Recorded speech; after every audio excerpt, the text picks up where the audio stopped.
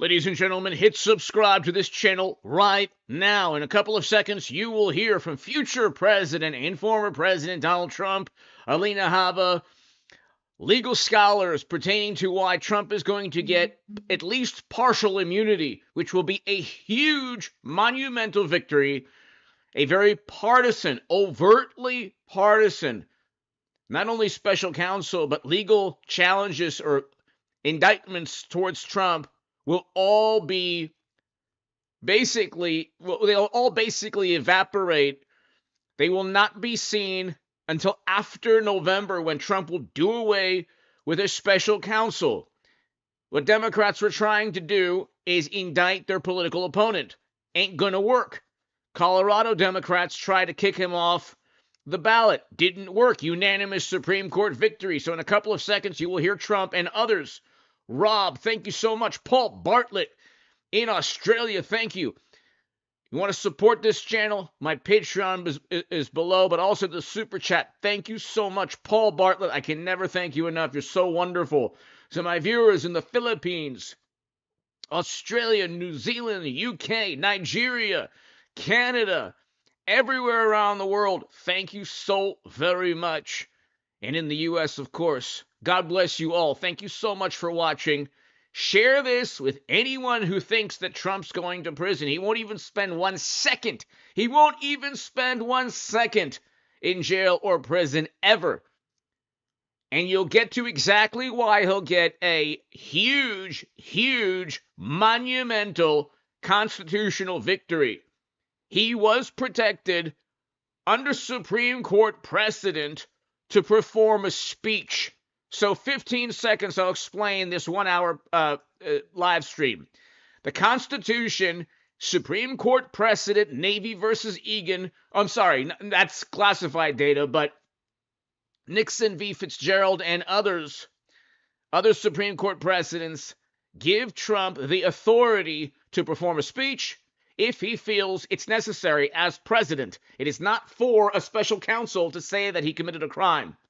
Hit subscribe. Let's listen to Trump first. He touches upon this and the Wisconsin victory, and then we'll hear legal scholars right after Trump. Hit subscribe to this channel right now.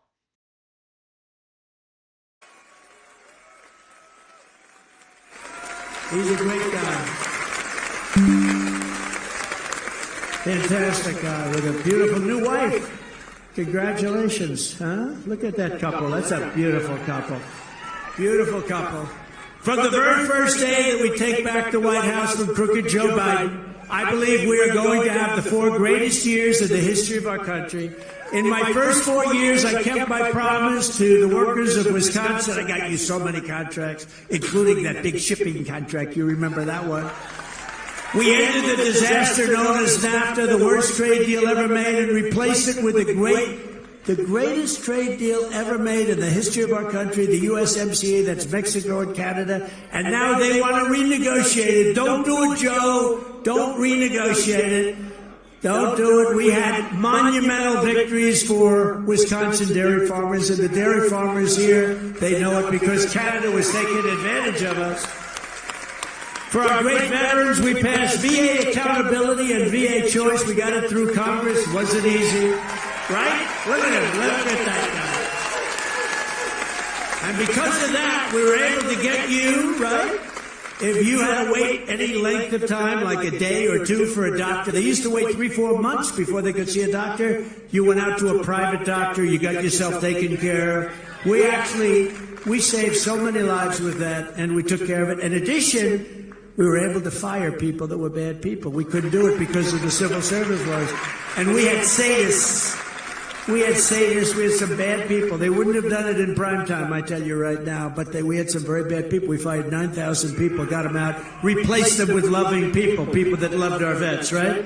And we got a 92% approval rating, the highest in the history of the VA, and the last time it was at 44%, and now it's going way down. Way down. So we take care of our vets. They're not doing a good job right now. Biden's doing a terrible job with the vets. We fully rebuilt the U.S. military, created Space Force, and I was the first president in decades who started no new wars. I finished a couple, but I didn't start. And I brought our troops back home. And remember, you would have never had Ukraine being attacked and Ukraine settled. I'll get it settled. I know them both very well. We will restore peace through strength, and we will prevent World War III. And nobody else can say, you're going to end up in World War III. This guy doesn't know what the hell he's doing. He doesn't know what he's saying. He doesn't know who to speak to. He's lost. He's a lost soul. Our president is a lost soul. It's pathetic. It's pathetic. I will pass the Trump Reciprocal Trade Act. If China or any other country makes us pay 100 or 200% tariff, we will make them pay a reciprocal tariff of 100 or 200% right back. You screw us, and we'll screw you. That's what it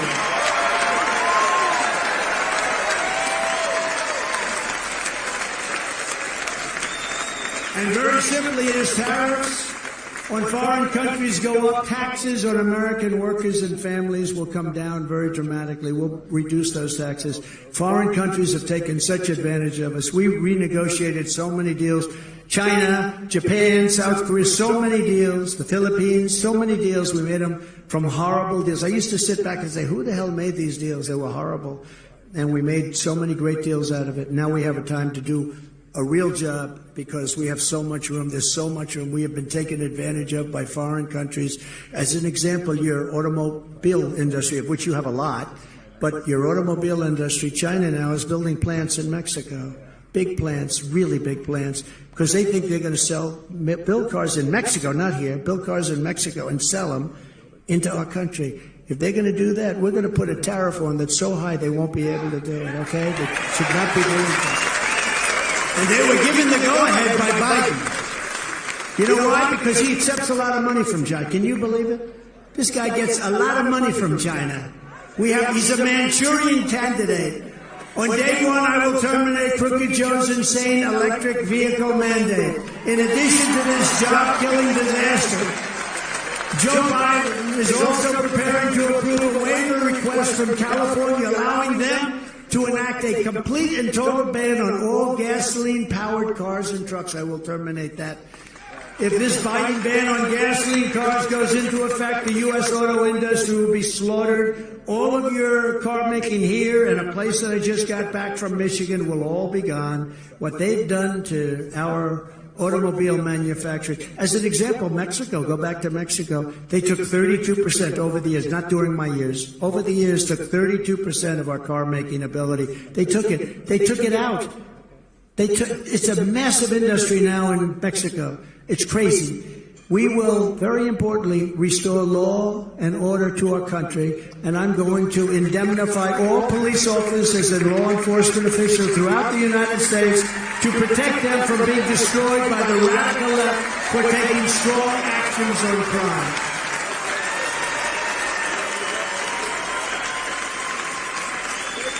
And the other day, I was very honored to visit with the family of an amazing man, New York police detective Jonathan Diller, you read it, who was gunned down by a vicious thug previously arrested by different law enforcement agencies over 21 times, very serious crimes. And the person with him was known as Killer. He was actually considered worse. He should never have been allowed to be on the streets again. When I'm reelected, I will crack down on the left-wing jurisdictions that refuse to prosecute dangerous criminals and set loose violent felons when cashless fails. I think I'm the only one in America that has to put up a bond. For what? Nobody knows what I did. I had to put up a bond. If you kill somebody, there's no bond. Don't worry about it. Go ahead, kill somebody else. These people are crazy, I'll tell you. And I will ask Congress to send a bill to my desk ensuring that anyone who murders a police officer will receive immediately the death penalty.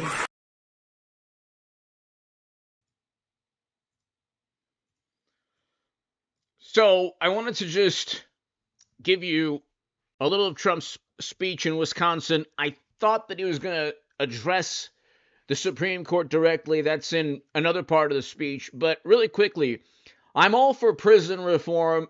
Trump signed the First Step Act, but not for violent criminals, okay? prison reform is a very good idea.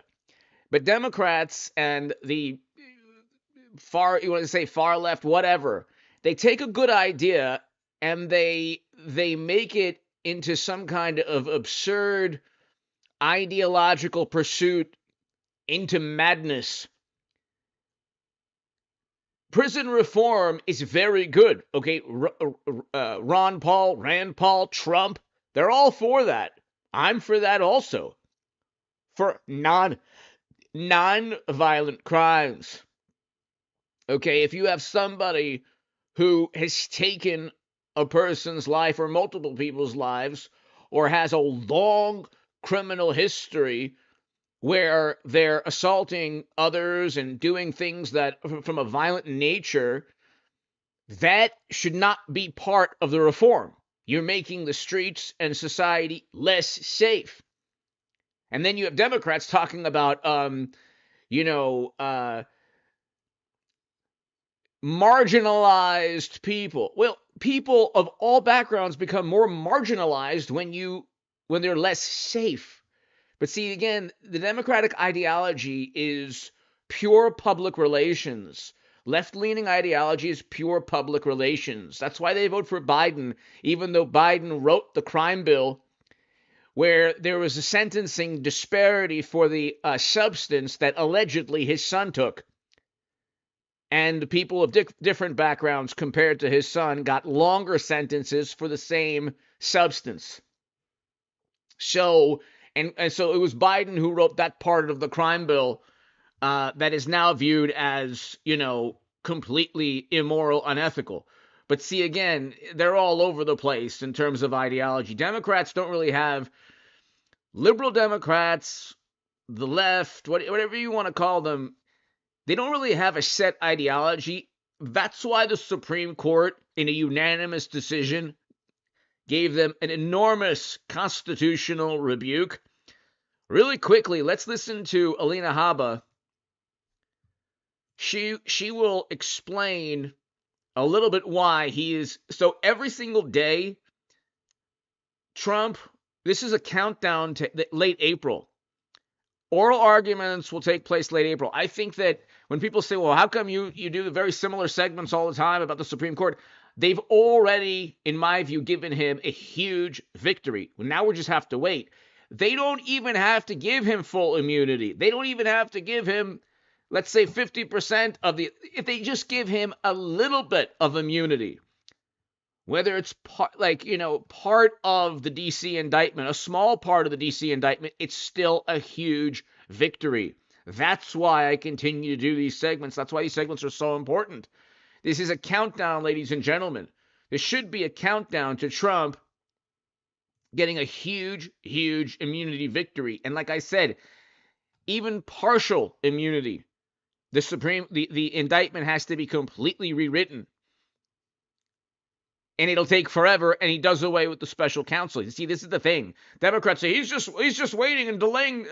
His delay tactics are hurting our chances of prosecuting and imprisoning our political opponent. Yes, exactly. He should, God bless Trump, delay every second he can.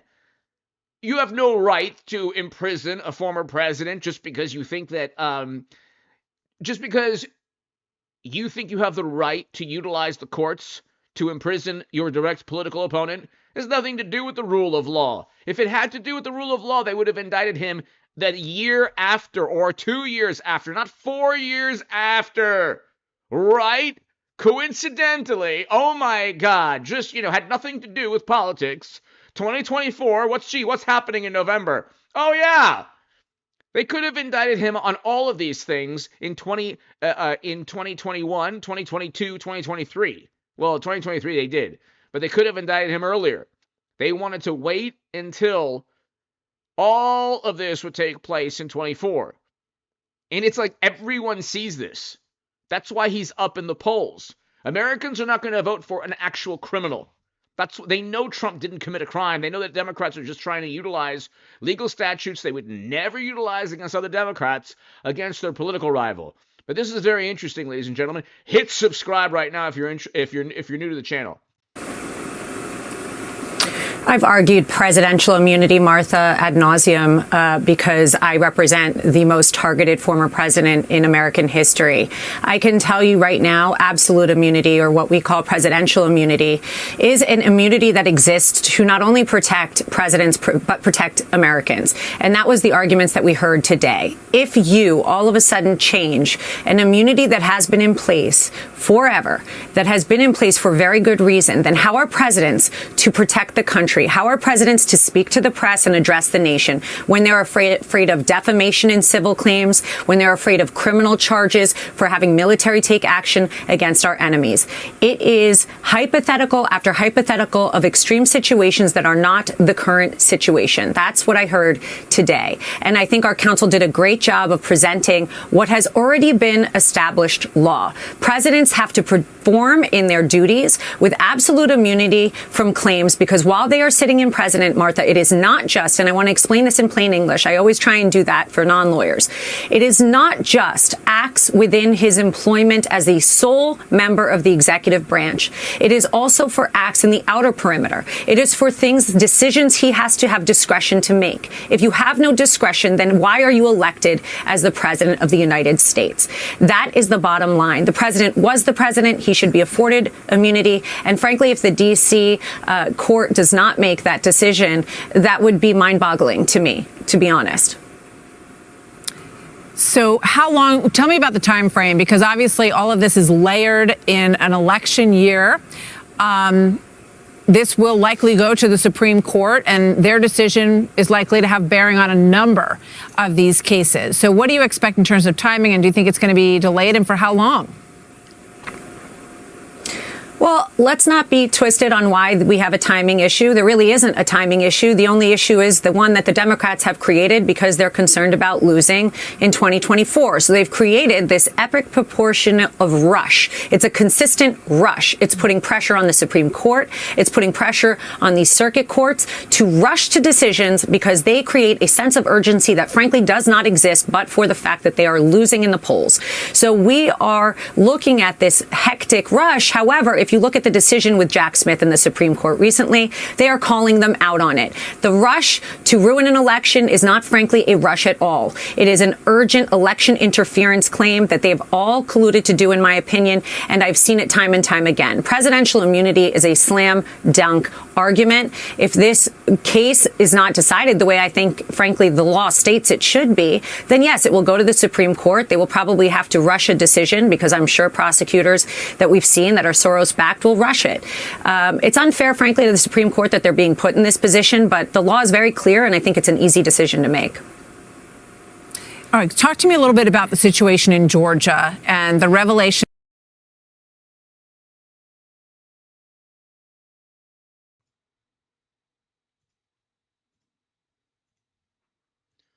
So I'm going to continue to do these segments. They're very important. Every single day, ladies and gentlemen, every single day that we get closer to November, or at least the end of April, every single day is a countdown to all the 400 to 500 people watching. Hit subscribe if you're new. Every single day is a countdown to presidential immunity. He's going to get a huge victory. If you read the indictment, I read the indictment, so you don't have to. If you read the special counsel indictment, they make very broad, ambiguous, sweeping claims. If, for example, the Supreme Court, first of all, the Supreme Court wants to look at the case. They want to look at the case because there's no precedent, and this would alter presidential immunity forever. A president would not be able to perform a speech without his political rivals indicting him. Number one. Number two, they're going to give him partial immunity. This will make every morally superior liberal Democrat and pundit on MSNBC and CNN more upset and livid and outraged and indignant than you've ever seen them. Okay? It'll almost be like the Trump victory in 2016, but it definitely won't be like the Trump victory in 2024 on November 5th. Okay? But they will be so upset, angry, livid, outraged that the Supreme Court gave Trump, which will take place, the oral arguments will take place late April. And I'll continue doing these live streams. I mean, obviously, forever. But the point is, it's a countdown, ladies and gentlemen. You have to understand, if you watch this channel, that I was telling you we would get a unanimous Supreme Court victory with the Colorado ruling. And I'm telling you, ladies and gentlemen, we're going to get a huge, enormous constitutional victory with immunity. Okay? You cannot have a president indicted or imprisoned because of a speech. Then they say he colluded with people within his administration and throughout the country to overturn results. He did so legally. He didn't think the results were just, and he thought the results were illegal. And so he didn't have the luxury of a Mueller probe with congressional testimony and millions of pages of documents that he could sift through. He had every right within that time span to go through the courts, to speak with other Republican leaders throughout the country, and to perform a speech. He didn't commit a crime. They're trying to criminalize his discontent. That's not constitutional. Sorry. He also has a First Amendment argument as well.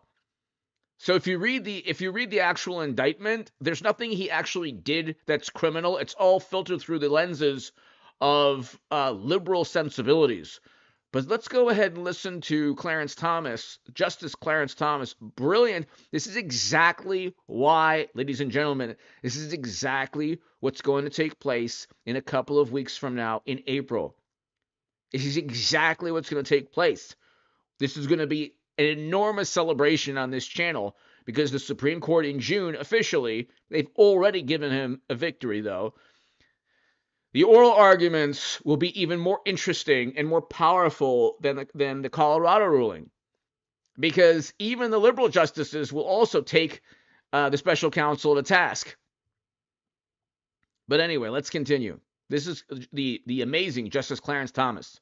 Notice, by the way, really quickly, how wonderful, morally superior Democrats are outraged that Trump doesn't like certain judges, but then they have done everything possible to disparage an amazing man, Justice Clarence Thomas. The hypocrisy is unbelievable. Democrats say, you have to uplift the voices of people of color. And then within the same breath, they try to disparage and demean one of the greatest intellects, one of the greatest men in Supreme Court history, Justice Clarence Thomas. Why? Because Democrats, many, are the epitome of hypocrites. But let's continue. Do you have contemporaneous examples? And by contemporaneous, I mean shortly after the adoption of the 14th Amendment, where the states disqualified national candidates, not its own candidates, but national candidates? The only example I can think of, Justice Thomas, is the example of Congressman Christie, who was elected in Georgia in, I believe, 1868, and the governor of Georgia refused or declined to certify the results of that election because Mr. Christie was disqualified. But I think it's not surprising that there are few examples, because we didn't have ballots in the same way back then. Candidates were either write-in or they were party ballots, so the states didn't run the ballots in the same way, and there wouldn't have been a process for determining before an election whether a candidate was qualified, unlike the processes that we have now that states have created under their Article 1 and Article 2 powers to run elections. But it would seem that particularly after Reconstruction and after the Compromise of 1877 and during the period of Redeemers, that you would have that kind of conflict. There were a plethora of Confederates still around. There were any number of people who would continue to either run for state offices or national offices. So it seemed that would suggest that there would at least be a few examples of national candidates being disqualified, if your reading is correct. Well, there were certainly national candidates who were disqualified by Congress refusing to seat them. I understand that, but that's what they're going. This is why this is so important, ladies and gentlemen. And I do a very similar live stream all the time, especially when it comes to the Supreme Court. It's so important to understand. Justice Thomas, Justice Alito, Justice Barrett, Justice Kavanaugh, okay, Justice Roberts, Justice Thomas. So, okay, the 6 conservatives, if I left one out, are going to ask, where's the precedent for this? Then Democrats say, well, there's no precedent. I mean, we never had a Trump. It's like, well, that's one way of looking at it. We've also never had a Democratic Party that had such influence in courts and media, and that actually went after their direct political rivals in the manner they're doing now, through legal statutes in New York, for example, and elsewhere that have never been used against other Democrats. Gee, I wonder why they're suddenly using like legal statutes that are archaic against Trump. Oh, that's right, because they want to go after the direct political rival. They're the authoritarians and totalitarians and despots, and they're the ones who are claiming Trump is, as they utilize virtually all of media, late night comedians, endless free political advertising, which is really campaign finance violation. But anyway, after Trump, and then they say he's the despot. Well, Trump is a pretty bad authoritarian when he has no pull within media. Intel officials are going after him for, been going after him, maybe not so much in the future. But anyway, the authoritarians and totalitarians, they're not people who support Trump or Trump. They're the people like wonderful, morally superior Democrats who want to prevent him from being on a ballot, for example. But let's continue. Justice Thomas is going to ask. Oh, Justice Kavanaugh also. I think I forgot Kavanaugh. The 6 conservatives are going to simply ask a question.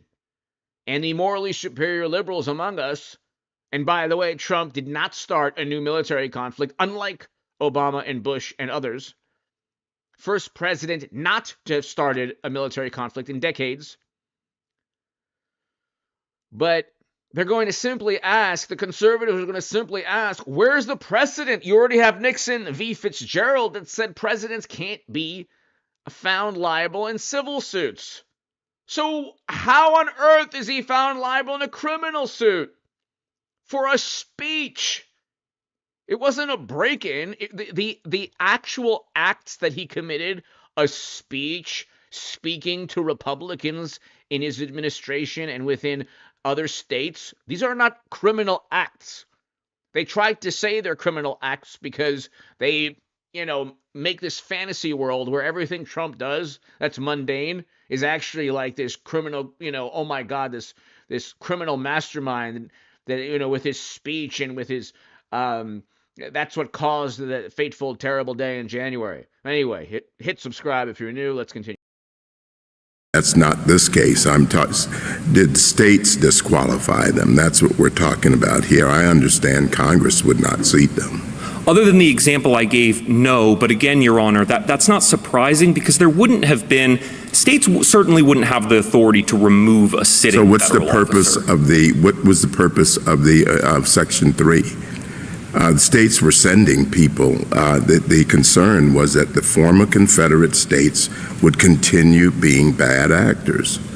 And the effort was to prevent them from doing this. And you're saying that, well, this also authorized states to disqualify candidates. So what I'm asking you for, if you are right, what are the examples? Well, Your Honor, the examples are states excluded many candidates for state office, individuals holding state offices. We have a number of published cases of states considering that. I understand that. I understand the states controlling state elections and state positions. What we are talking about here are national candidates. I understand. You look at Foner or Foote, Shelby Foote, or McPherson, they all talk about, of course, the conflict after the Civil War. And there were people who felt very strongly about retaliating against the South, the radical Republicans.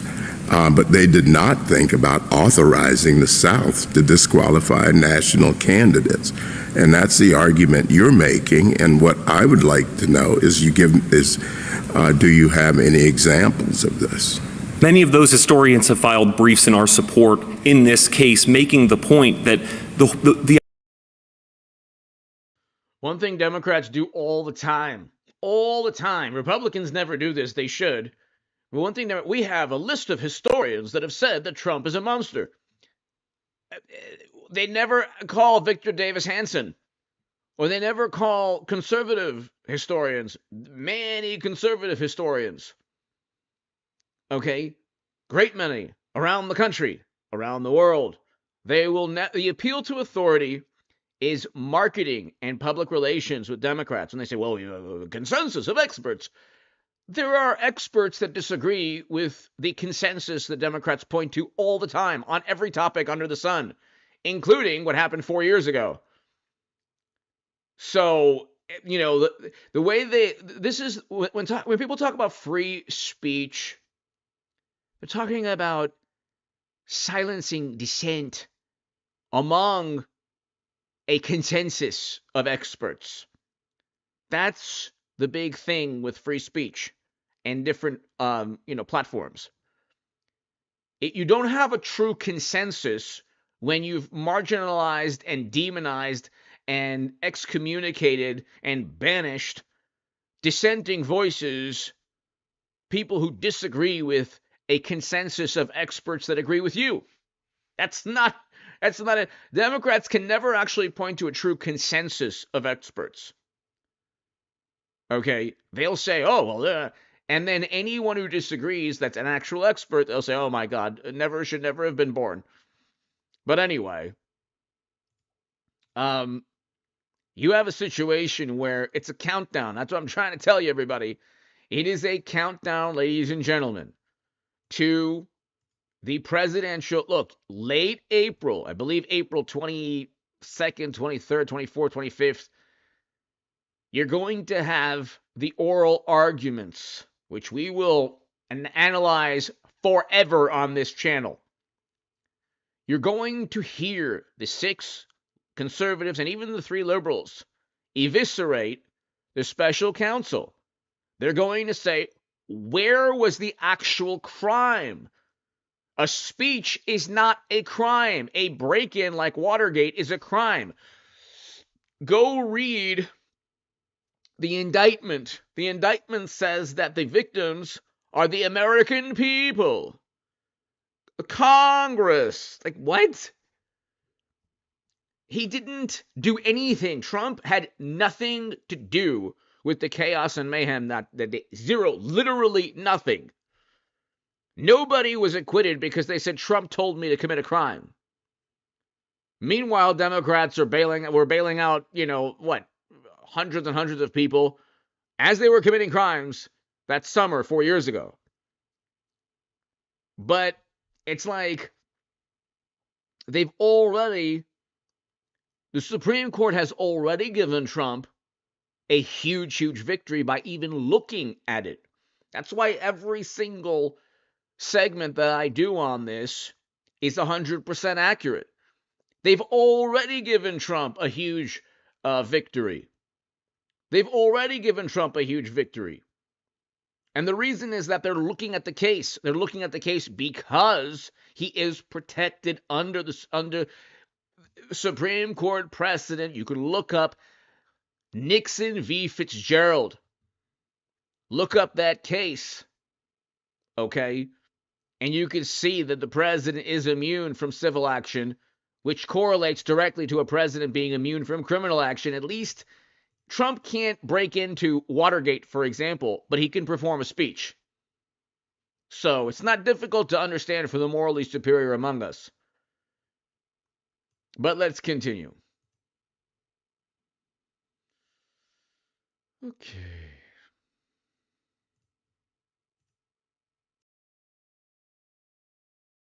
This is really interesting. as a politician or as an individual. So I think the Supreme Court hopefully will come out with a nuanced decision that will give guidance to the lower courts as to when immunity is applicable, when it's not applicable. We can bring the country together on this issue as well, instead of simply having extreme views on both sides. You know, I actually concur with what you just.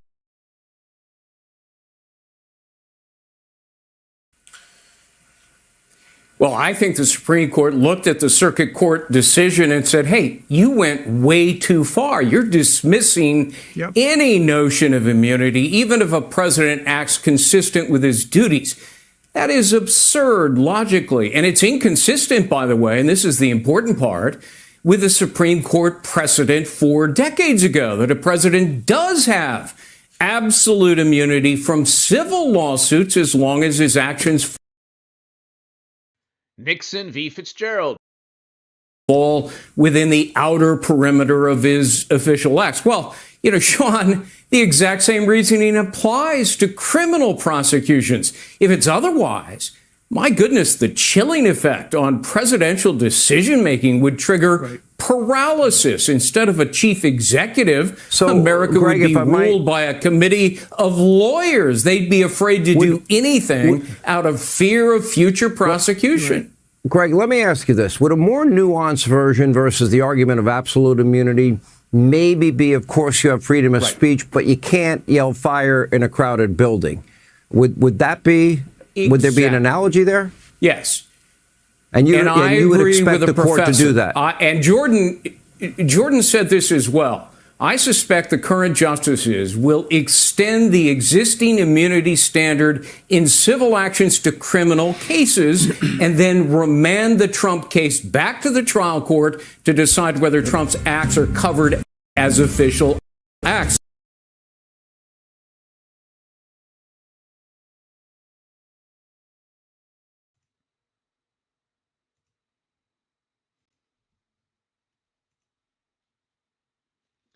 So this is also very huge because the Georgia case is predicated upon the same legal theory. Okay, that Trump did not have a right. In the indictments, if you read the indictment, say, well, he had a right to voice his discontent, but he then performed a speech and fomented chaos, and then he had these people do things that were not legal. Everything he had everyone do was quite legal. They say the fake and phony people that just I want to be algorithmically friendly. So that's precedent. That's legal precedent when he was challenging cases. He had to go and get an alternate set of Republicans, or I should say alternate set within those states of people to represent a different outcome. That's it. Mike Pence wasn't going to be fooled or duped. So they make really absurd, apoplectic, hysterical leaps of logic. Okay? Most wonderful, morally superior liberal Democrats, when you challenge them on why they dislike Trump, they become enraged. It's like challenging a belief system that's so ingrained in their soul. It's like, well, you can dislike him, but he's not an authoritarian. He's not a totalitarian. If anything, he's the antithesis. We had less military conflict with Trump. Less, not more. With Biden, it's a complete catastrophe. An absolute unmitigated foreign policy nightmare with Biden. And domestic policy nightmare. And Biden has no vision on, this is the thing. His administration, or people within his administration, are running the show. He doesn't have any vision on anything. He doesn't believe in anything. This is a public relations media presidency. They say Trump was a media presidency. Trump had a specific vision. The country benefited tremendously, which is funny because people like Bill Maher are like, oh, we can't survive another 4 years of Trump. Like, no. Liberal media or media pundits or wonderful, morally superior Hollywood liberals or people who just don't like Trump, their meltdown should never be confused with how the country was doing. The country was doing very well with Trump. We had record low poverty with Trump. We had record highs in household median income. We had a very good economy. We had a very good foreign policy. Now everything is chaos and madness. But the media, oh my God, they've toned down everything. People are unhappy. That's with media trying to prop things up. Everybody knows that all of media is on one team, and still Trump is up. So imagine if media was just as hysterical and apoplectic in the same manner they reacted to Trump. But let's continue.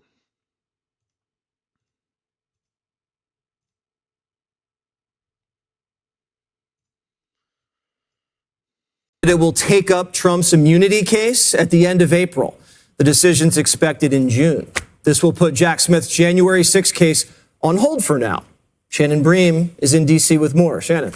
Yeah, this is a significant delay, Jesse, to what Jack Smith had hoped would be a trial starting March 4th. That's clearly not happening. We weren't sure whether the Supreme Court would get involved or not because the D.C. Circuit, which is at appellate level just before the Supreme Court, had a very lengthy, detailed decision saying that the immunity case would not be a winner for President Trump. They gave him a big loss. So they went to the Supreme Court and asked for a stay. What the court did was go beyond that, not only stay the case, but say we're actually going to hear it.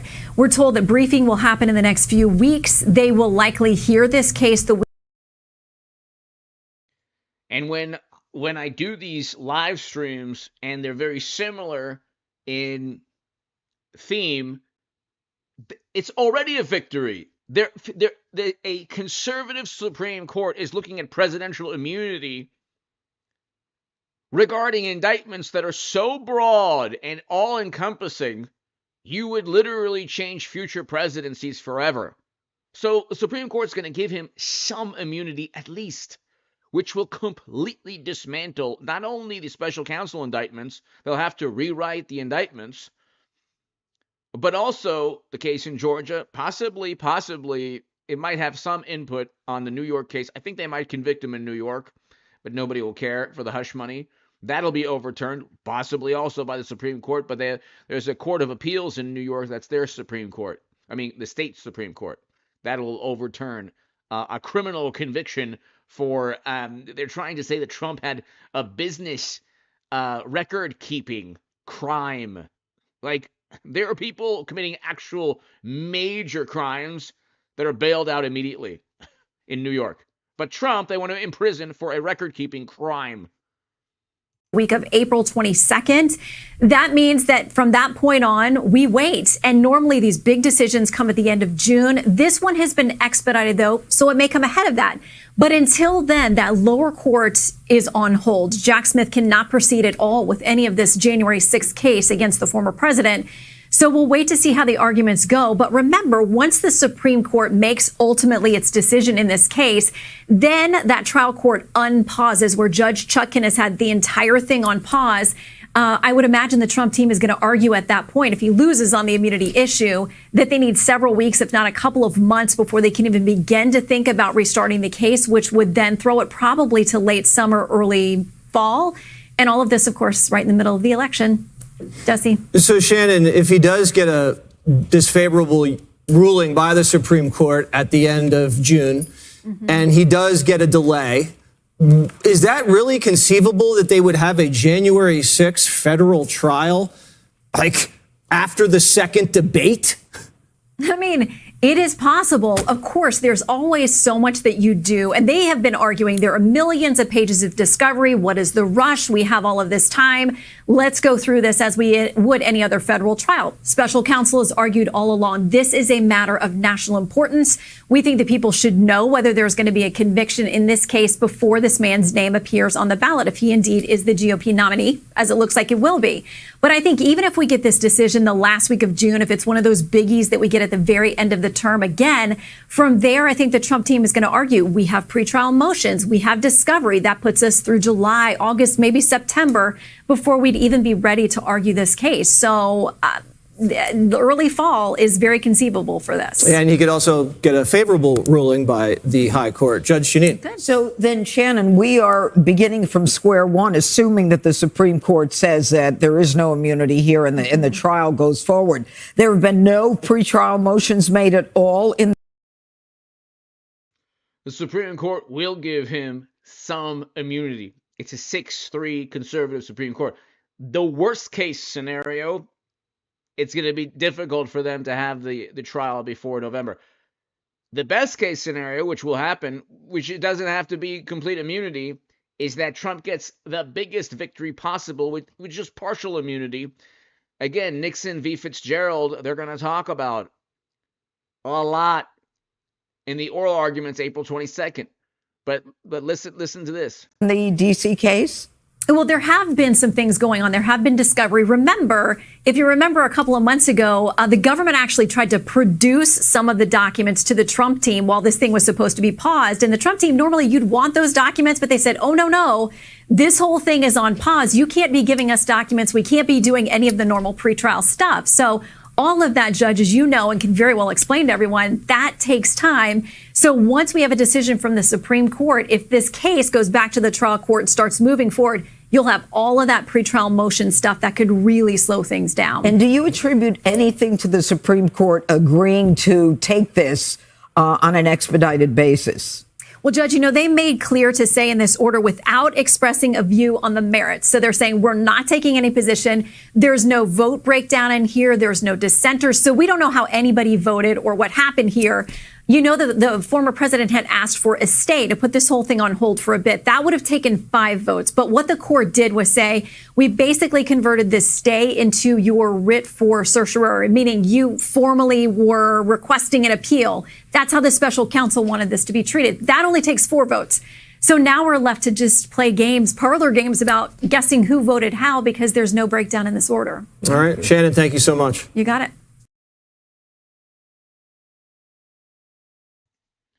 All right. So people say, well, how come you do the same type of live stream all the time?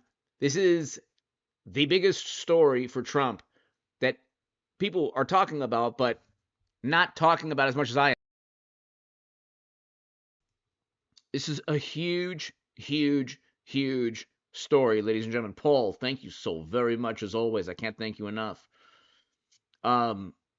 This is a huge, and Rob, thank you. This is a huge victory in the making for Trump. They're going to give him presidential immunity, to an extent.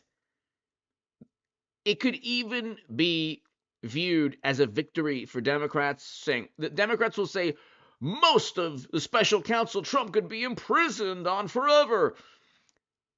But even if he gets partial immunity, ladies and gentlemen, partial immunity, meaning he was able to perform a speech. Trump didn't commit a crime. He hasn't committed any crime in any of the indictments. He's a president with the power to declassify. He can perform a speech. He can go through the court system in Georgia. He didn't pay Stormy. It was Michael Cohen who paid Stormy. If anyone committed a record-keeping crime, it was likely his lawyer, not Trump. None of these things are crimes. If you read the indictments, they're written in such a broad, generalized manner. Like, they accuse Trump of fomenting chaos with the intent in a speech where he didn't believe what he was saying. There's not a chance in where he didn't believe what he was saying. None of the indictments are actually they cite legal statutes, but Trump did not break into the Watergate building. Okay, he did not accept money like Joe and others. There's no crime that he committed. They're trying to say that his mundane actions were actually criminal because of the intent and other factors, but these are leaps of logic. The reason that Trump will not spend not even a nanosecond in prison or jail ever is because Democrats have made absurd leaps of logic trying to accuse him of crimes they would never in a million years accuse Democrats of. Hit subscribe, everyone. Paul, God bless you. Thank you so much. Paul Bartlett in Australia. Rob as well. Thank you. God bless you. Thanks, everybody. Hit subscribe to this channel. I'll be back tomorrow evening. Share this everywhere. Thank you so much. This is a countdown to late April. A countdown to late April, ladies and gentlemen. Arthur, thank you. This is a countdown to late April when Trump gets a huge